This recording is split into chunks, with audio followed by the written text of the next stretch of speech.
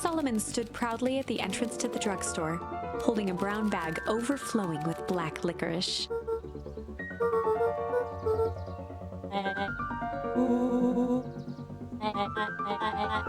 Solomon shoveled a surprising amount of licorice into his mouth.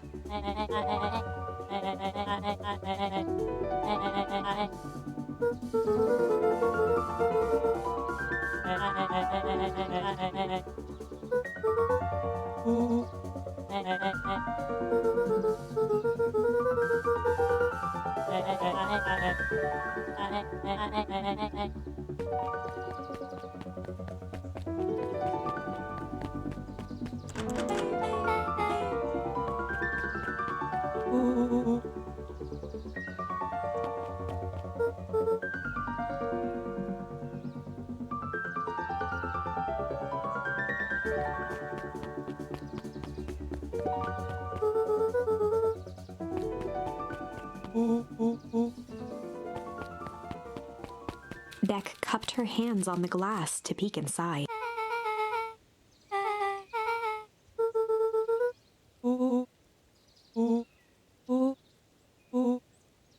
Beck flung open the door, and they all squeezed in.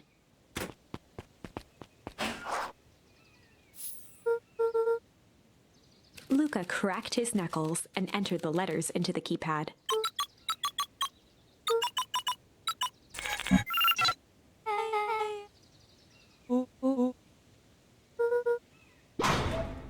The inside of the phone booth dropped loose from its shell.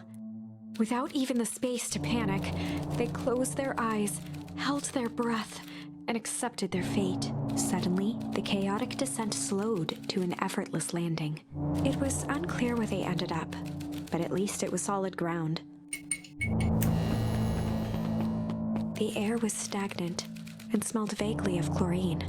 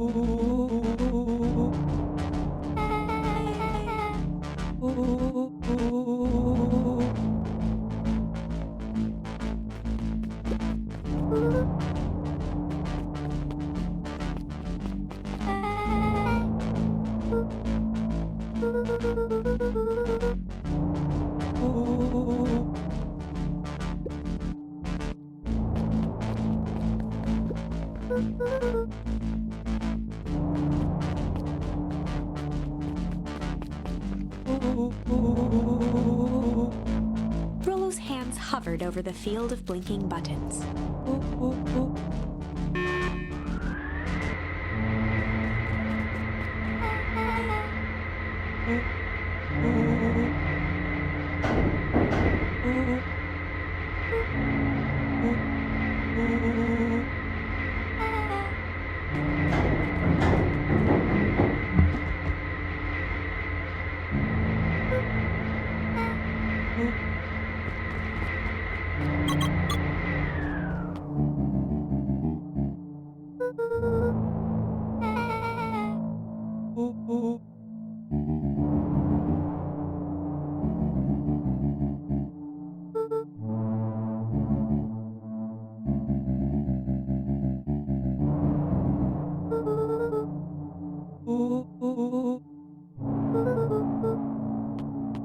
Joseph waited for a moment in silence.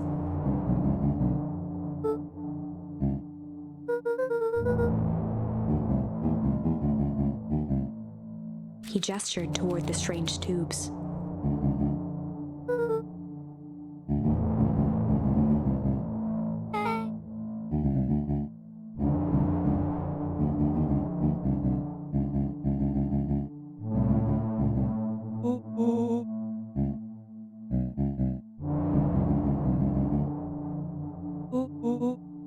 Nuncreed let out a growl of a sigh.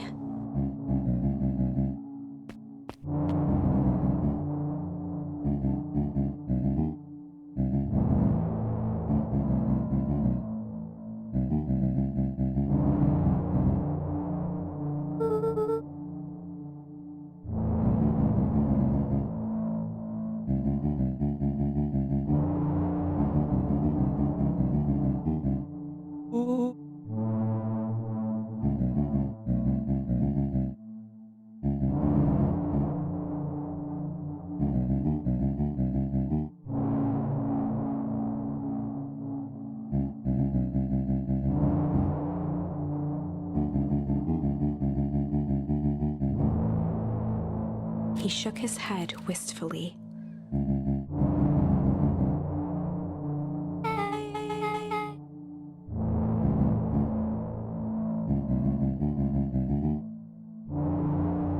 Nuncreed took a menacing step towards the children.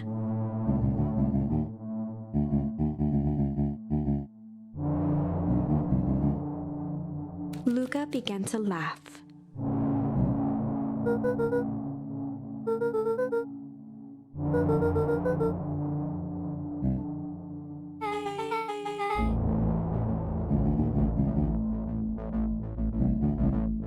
The color drained from Nuncreed's face.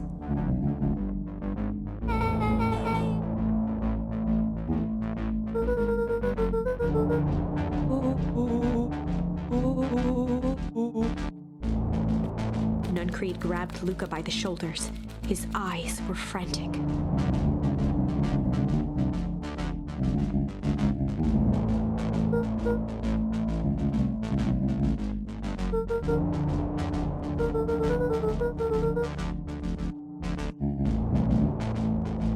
A jolt of realization struck Mr. Nuncreed.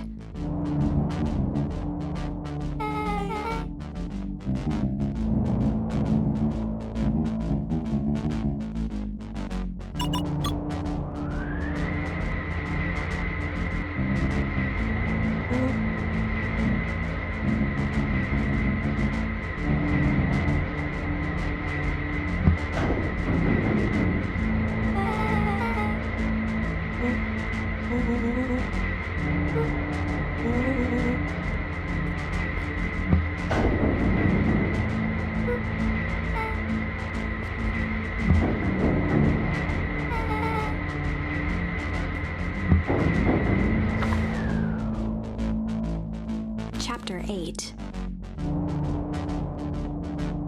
The Cold, Hard Truth. Beck leapt up, allowing the suction to yank her into the dark. Dimness eclipsed around her like the shutter of a camera as she seemed to cover great distance in mere moments.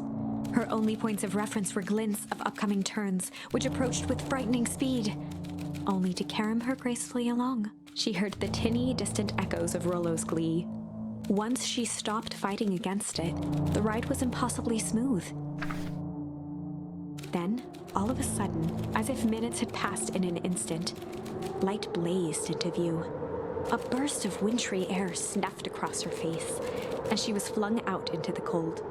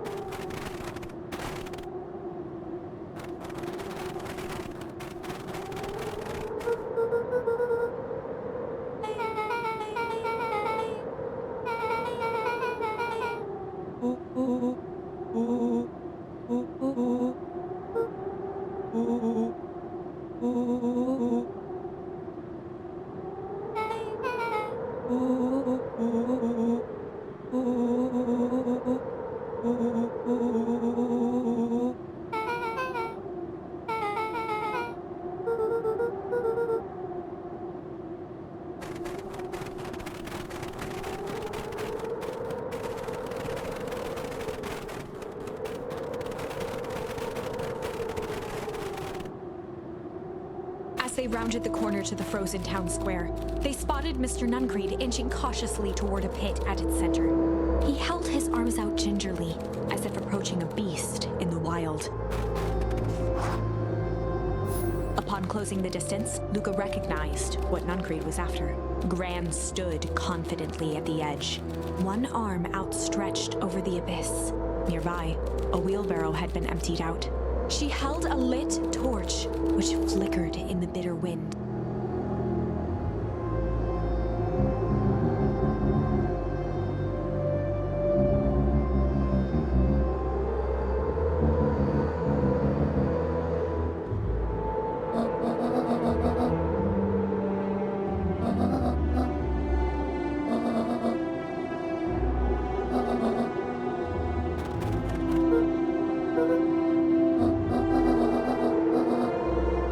Mr. Nuncreed turned back toward the kids, desperation in his eyes.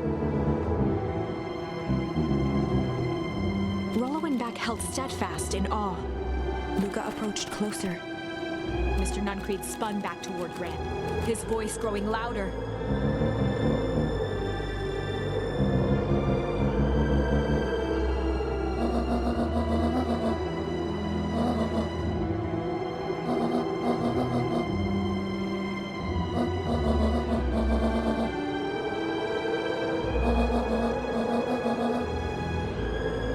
Mr. Nuncreed winced with anguish. His voice hardened. They both now yelled, not to each other, but at fate itself, making their peace with long-held burdens. The wind howled with encouragement.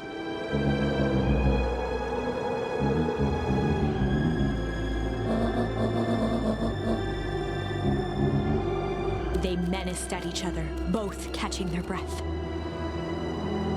The moment balanced on a knife's edge. Amid a blur of emotions and memories, Luca's mind flooded with questions. The wind calmed, as if to give him the stage.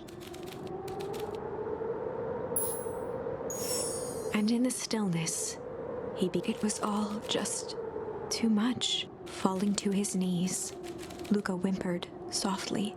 The tears crystallized as they hit the snow. Gran stared at Luca for a moment with warm sympathy, remembering why this was all necessary.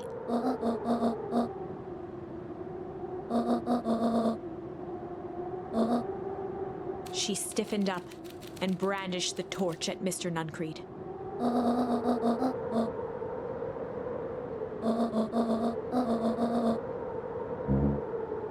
Ignoring his final plea, Gran flung the torch into the deep darkness.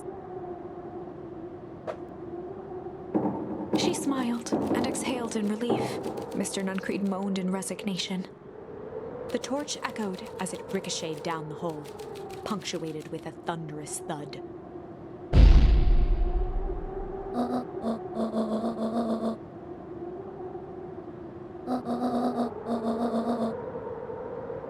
Before Gran could finish, the ground shook her to silence.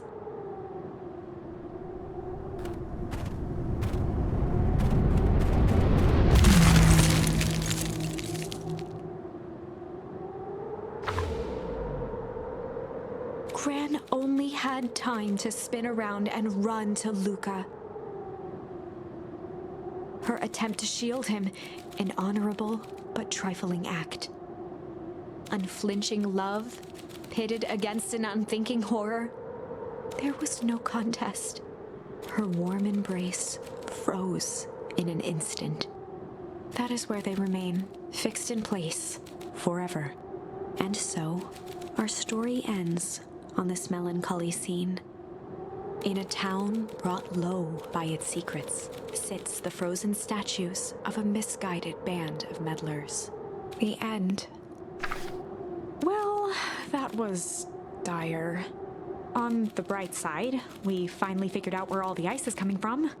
Now, we just need to find a way to deal with a mystic, unfathomable force of nature.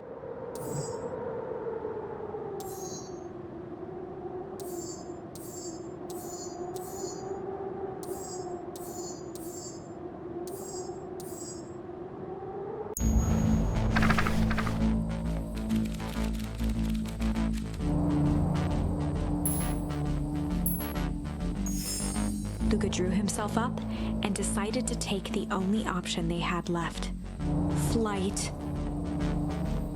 He squinted down the barrel of the mission control defense cannon, aiming it through an opening in the dense tree branches.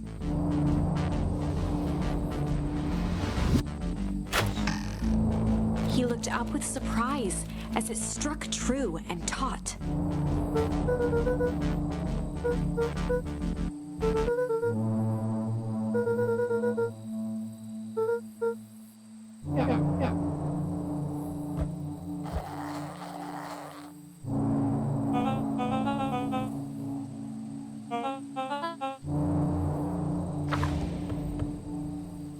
Luca and Iggy winced as they sprinted through the thicket. The branches clawed at them, reluctant to give passage.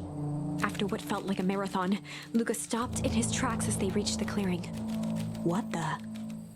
That was all he was able to say before Iggy slammed into his back. The boys tumbled down a steep decline and crashed with a wheezing thud on a surface as hard as ice. In fact, it was ice. Chapter 5. Signs. They stood silently, catching their breath. The sky was like sapphire. With each breath, a plume of steam escaped from Luca's lungs. Let's keep moving. Luca pulled Iggy to his feet as they gazed across a snowy terrain.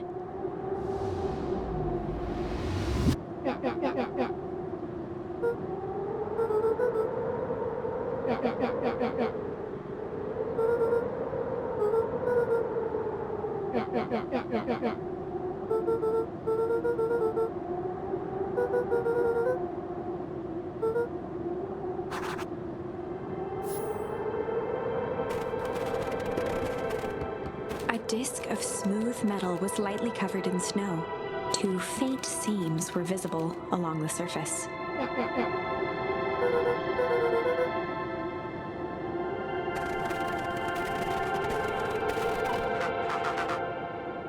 Luca had almost forgotten the walkie-talkie he was carrying. Luca looked at Iggy with hesitation. With a resigned sigh, Luca responded.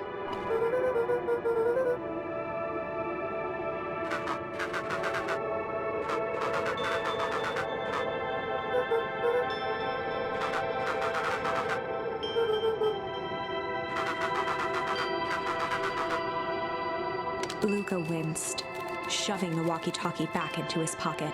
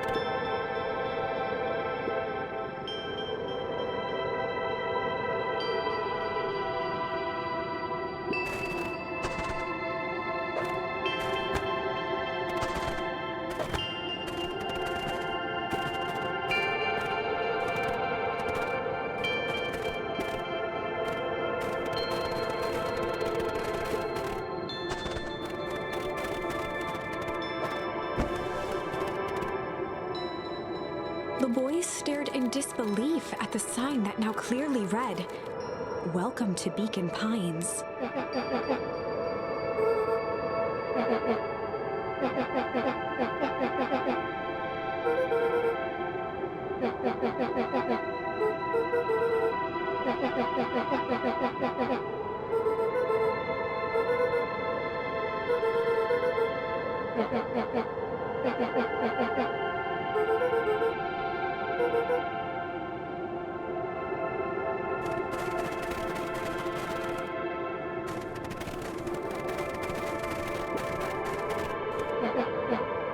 Looking down at the frozen stream, Luca could faintly see a school of minnows encased in the ice.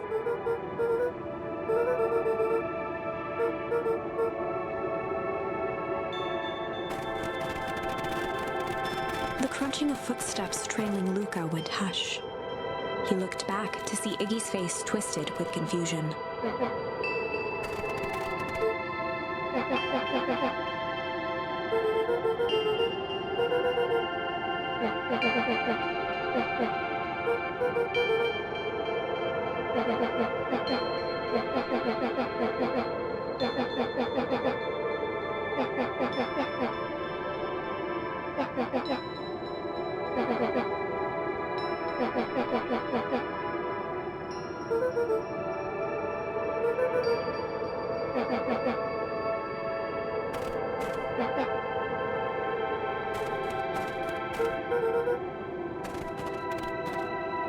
Luca peered upward at the darkening sky. He let out a long, foggy breath. Faintly, Iggy began to cry. Seeing Iggy in such a pathetic state gave Luca a sense of compassion, and more than a little guilt.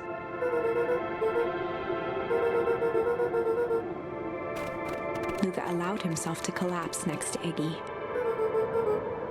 The boys huddled together for warmth and comfort. If not for exhaustion, their minds would be racing, trying to make sense of the events of the day. As it was, all they had energy for was to sit in silence, numb.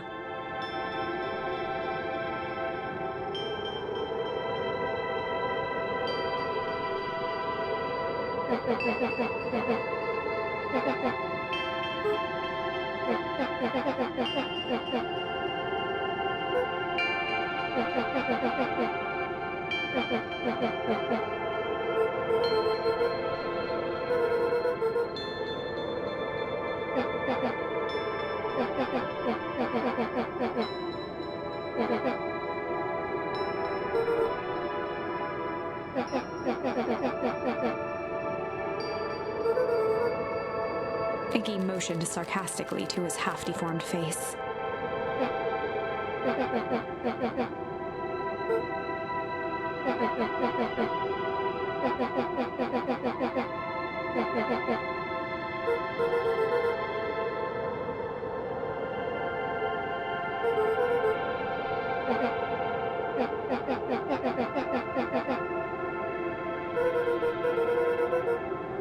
Iggy shrugged.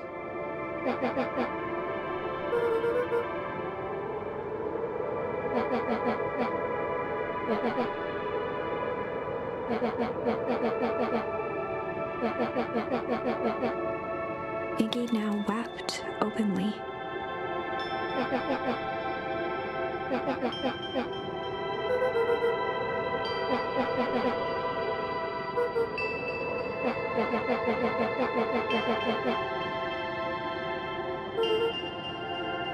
He wiped his nose with a sleeve.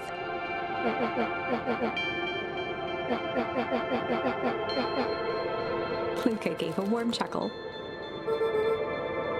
Iggy cleared his throat as he wiped his eyes. Iggy arched into a wide yawn.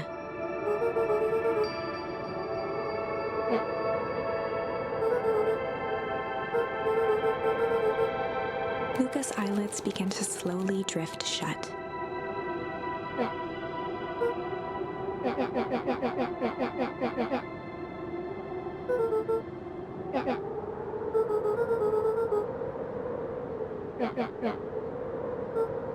That's all Luca could whisper before succumbing to sleep. Iggy snuggled in some more.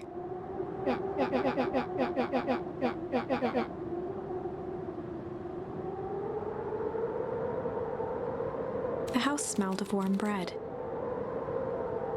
Luca was playing with toy blocks on the living room rug. He looked up to see his parents on the couch. His mother held his father's head in her lap. She idly stroked his hair while humming a song. A voice behind Luca spoke. "This is how you remember them, huh?" Luca turned to see his own face. The doppelganger from his dreams, still clad in a yellow hazmat suit, still carrying a look of disdain behind empty eyes. Aww, look at this perfectly cozy scene. You know it wasn't really like this. The figure picked up a toy block and inspected it. It's amazing the facades that one can build given the right materials. Not that I blame us. These are a child's memories, all warm and fuzzy. You don't remember, do you? Lucas snatched the block from the figure's yellow-gloved hand. Remember what? The doppelganger pointed to the couch. The last day we saw him alive, the day he chose to abandon us. Luca turned to look at his father, still lounging on the couch. That's not true. He didn't abandon us. The doppelganger waved his hand dismissively. Everything is true here. It's just a matter of what we choose to see. Well, let me show you. The world flickered and pulsed. Luca was sitting next to his bed, listening to his heartbeat with one of his dad's stethoscopes. The doppelganger limped into the room. Now, we both know that's not how this went. He grabbed Luca's hand and guided the stethoscope to the floor. Luca heard muffled shouting, brought close by the stethoscope. It was his parents, fighting. Do you remember what we did next? Luca gave a slow nod and crept down the hall to peek through the banister. He could see the outline of his mother at the bottom of the stairs. Damn it, Walt. We can't afford to get involved in this. She was scared. His father stepped forward. What am I supposed to do? Just watch? There's a sickness in this town, and we both know who's behind it. I swore an oath to help people. I won't turn my back on them. Luca's mother grabbed Walt. She was crying, pleading. I can't lose you. Walt calmly removed Eleanor's hand from his shoulder. What's right is right, and what's wrong, I could never live with myself if I let Sharper get away with this. Eleanor raised her voice. Spare me your bullshit platitudes. What about our son? Luca flinched, dropping the stethoscope down the stairs. Walt turned with a panicked smile. Luca? Is that you, buddy? With tears in his eyes, Luca descended the stairs. Mom? Dad? What's going on? Walt dropped to a knee to meet Luca eye to eye. Nothing, buckaroo. Your mom and I just got a little overexcited is all. Luca placed the stethoscope against his father's chest. His heart was racing. It sounded like you were going somewhere? Walt gently removed the device from Luca's ears. Listen to me, Luca. I have some business to take care of. I'll be back in time to tuck you in. Luca hugged his father tightly. Promise? Walt stood up and walked to the door. He glanced over his shoulder. I promise. With a wink and a grin, he put on his hat and strode out into the evening sun. A figure approached soundlessly from the foggy snowfall. It stood above them, lingering in contemplation. Slowly raising one hand above Iggy, it snapped out 2 brisk raps on his head. From a deep slumber, Iggy sprang up defensively.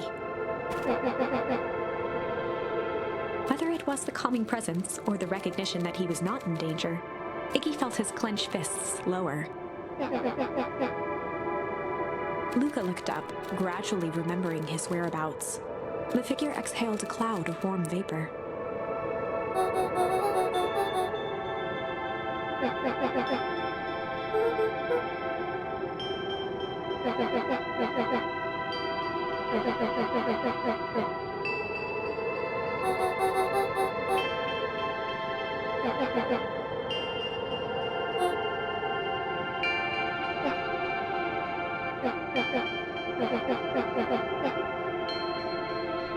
When it came to complete strangers, Iggy had trouble cobbling together an insult.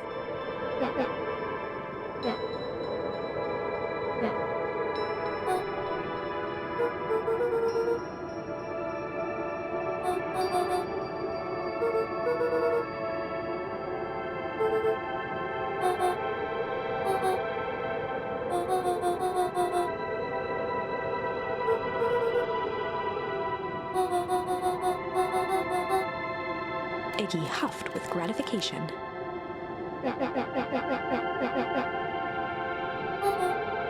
Nat began to turn away indifferently.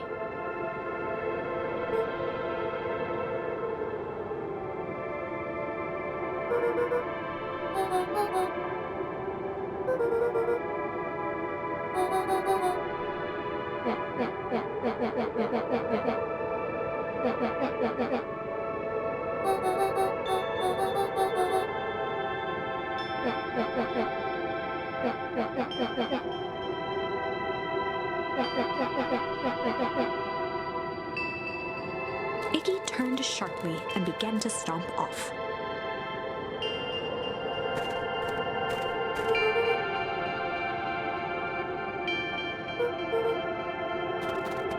Realizing he'd worn their patience then, Nat relented.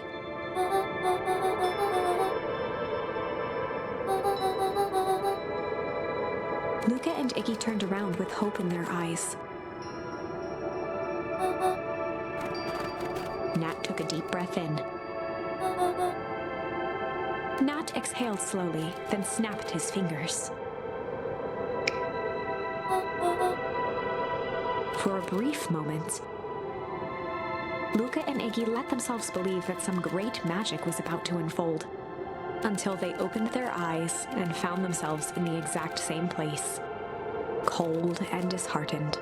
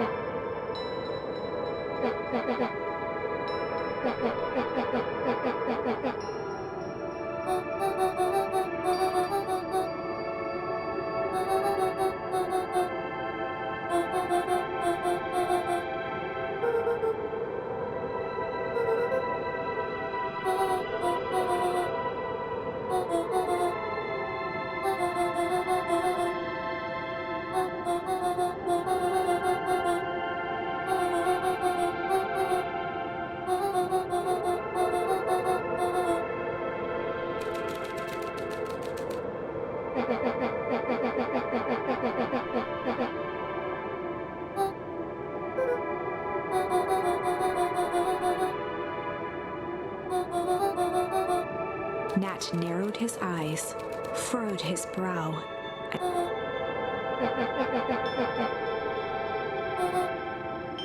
Luca began to laugh uncomfortably. He looked down at his feet. His eyes started back and forth in contemplation. With a sudden pain, a thought struck him.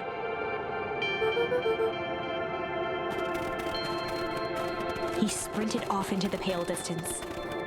As Iggy turned to follow, Nat called out.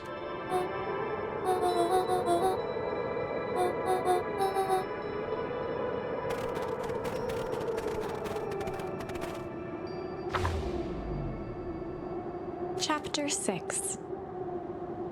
The Source. Nat expressed his sympathy with a shrug and sauntered off as unassumingly as he'd arrived. He'd given Luca and Iggy what they needed, and nothing more. As Luca sprinted across the snow, the events of the past few days became clearer, pieces to a larger puzzle. Rollo said he was underground somewhere, captured.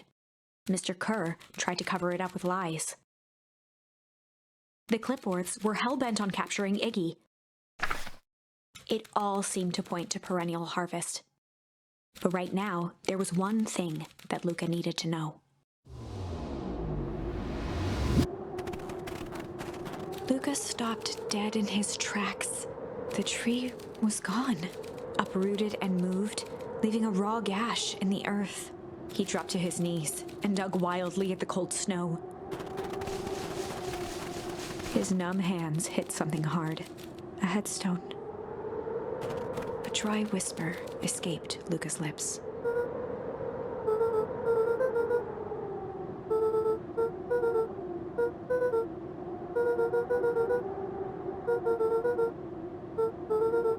There was no reply, just snow-covered silence.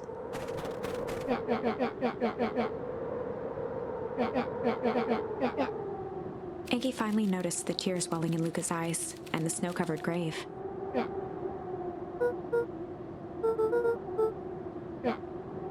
Suddenly, they heard the crunch of approaching footsteps in the snow.